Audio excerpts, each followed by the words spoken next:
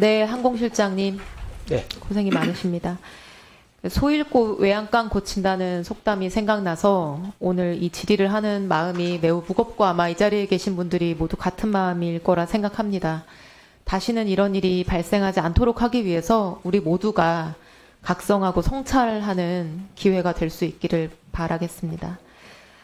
실장님, 이번 사고에 있어서 무안공항의 방위각 시설 로컬라이저의 콘크리트 둔덕이 사고 피해를 키웠다는 지적이 매우 큽니다.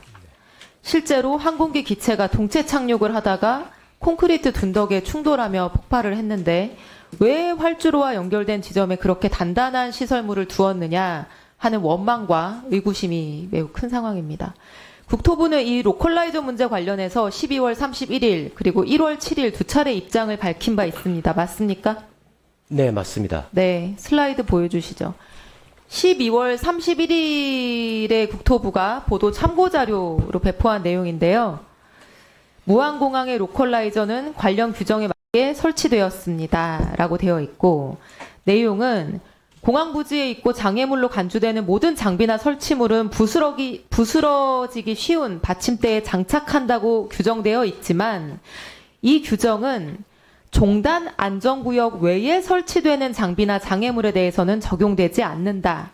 무안공항의 로컬라이저도 종단 안전구역 바깥에 설치되어 있는 거라서 규정 위반이 없다. 이렇게 보도자료를 내신 바 있습니다. 이게 합리적인 설명입니까, 실장님? 건설 과정 단계를 말씀을 드렸던 겁니다. 그 과거에 2007년도에 그 개항 당시에 그때 규정을 들어서 말씀을 드렸던 거고요. 예, 그렇습니다. 이런 설명이 합리적인 설명입니까?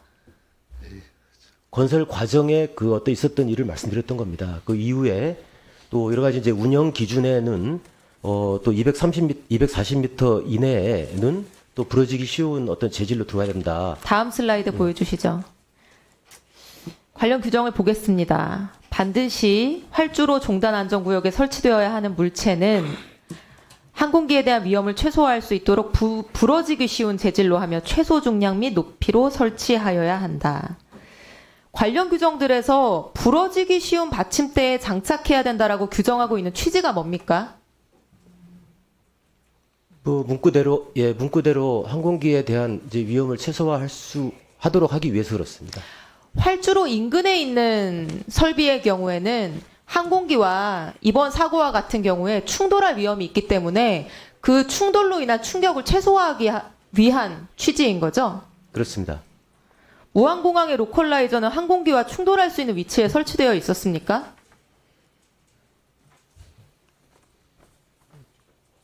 그건 여러 가지 상황에 따라 달라질 수 있을 것 같습니다. 충돌할 수 네. 있는 위치에 설치되어 있었습니까? 비행 안전 종단 구역을 설정하는 이유가 어느 정도 이 항공기가 이상 어떤 그 착륙을 했을 때 이번에 충돌했죠? 이번에 충돌했습니다. 충돌할 수 있는 위치에 설치되어 있었던 거죠? 다만 이제 그 어떤 동체 착륙이라든지 또 활주로 접전 위치에 실장님. 다 달라집니다. 예. 지금 이렇게 많은 사람이 죽은 엄청난 사고에 있어서 지금 국토부가 엉뚱한 해명을 내놓고 정부의 신뢰를 깎아먹고 있는 상황인 겁니다. 실장님. 보세요. 충돌할 수 있는 위치에 이 설비는 설치되어 있었고요. 부러지기 쉬운 재질은커녕 항공기와 충돌하면 항공기가 엄청난 타격을 받는 그런 소재로 설치되어 있었습니다. 단순히 건설 과정의 문제가 아니고요. 국토부가 12월 31일에 이렇게 당당하게 보도자료를 냈어요. 무안공항의 로컬라이저는 관련 규정에 맞게 설치되어 있었습니다. 아무런 문제가 없다는 취지죠. 이게 옳습니까? 예, 의원님 자, 문제가 없다는 국토부 입장이 발표된 이후에 많은 언론에서 말도 안 되는 변명이다 지적을 쏟아냈습니다. 슬라이드 보여주세요. 자, 첫 번째 지적. 이착륙장 설치 기준 21조에 방위각 제공시설, 그러니까 로컬라이즈가 설치된 지점까지 활주로 종단 안전구역을 연장해야 된다는 거예요. 그러니까 종단 안전구역 바깥에서는 상관없다라고 하는 국토부의 주장은 말도 안 되는 것이다. 이제 이런 지적이 있었습니다. 국토부 뭐라고 해명했습니까? 이 규정에 대해서. 방위각 제공 시설이 설치되는 지점까지에 대한 그 해석의 어떤 차이가 있었습니다. 근데 인클루딩이냐 업투냐 이 네네. 인클루딩인지 업투인지가 애매하다 이렇게 해명을 했습니다. 맞습니까? 저희가 1월달 초에 다시 말씀을 드릴 때는 입구까지를 봐야 된다 이렇게 말씀을 드렸습니다. 실장님, 정밀 접근 활주로의 경우에 이 로컬라이저 설치되는 지점까지 종단 안전구역을 연장해서 그 종단 안전구역 내에 안전에 문제가 없게끔 해야 된다라고 하는 이 규정의 취지가 뭡니까?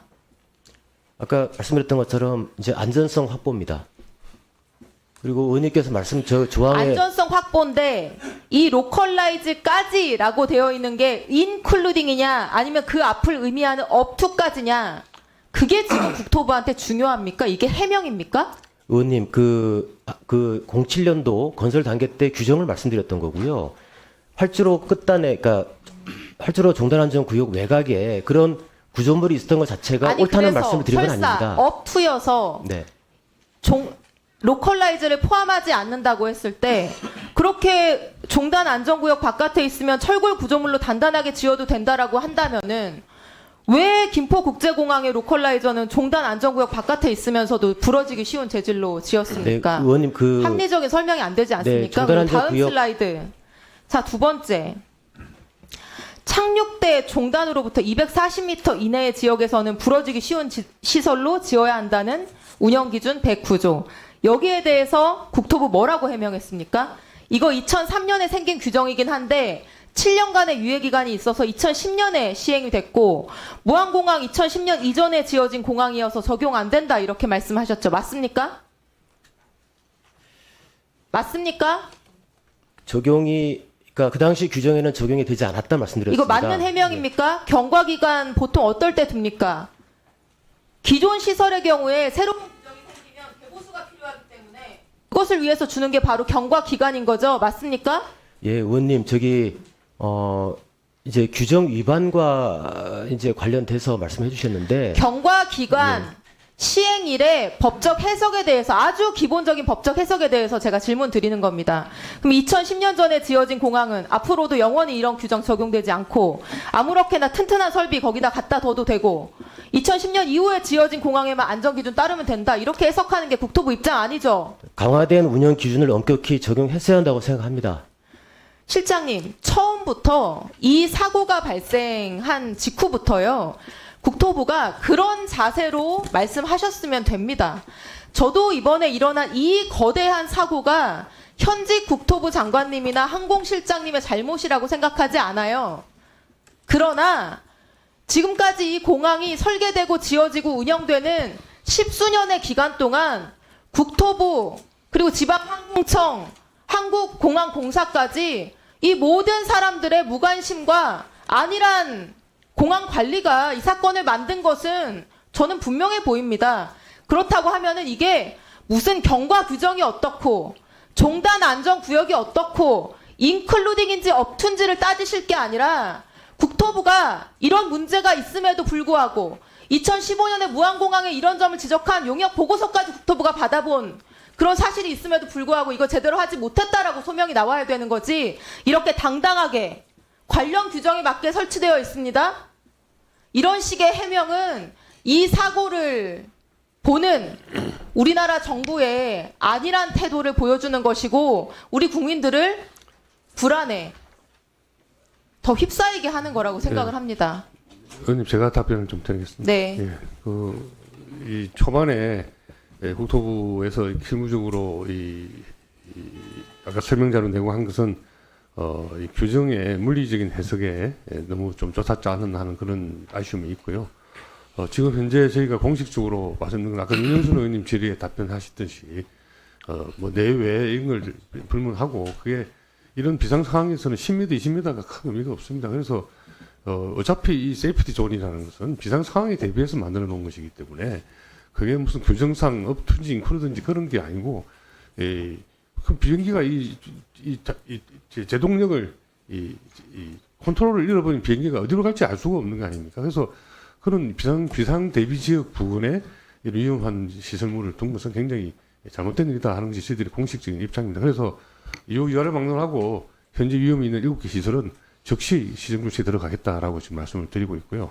그게 이제 예를 들어서 그때 규정을 이 2010년에 제정됐을 때부터 다 소급해서 했어야 되느냐 하는 문제. 그거는 사실은 정상적으로 이야기하면 새로운 규정이 만들어지면 종전의 규정에서 만들어질 때 실들은 다 업그레이드 해야 되는 게 맞습니다. 그러나 현실적으로 이 예산 문제라든지 뭐 등등의 문제가 있기 때문에 그렇게 부작위가 위법한 것인지 하는 것은 나중에 따로 또 다툴 기회가 있지 않나 생각합니다. 그때 가서 또 서로 해명을 하고 또 해야 될 거라고 생각하고 지금 현재 입장은 지금까지 국토부에서 나온 이런 해명과 답변들이 아니라고 엉뚱한 해명이었다는 거는 장관이 인정하시는 겁니까? 네 인정하고 제가 수정을 해서 지금 새로운 입장으로 이렇게 본회의 때부터 그런 입장에서 답변을 하고 있습니다.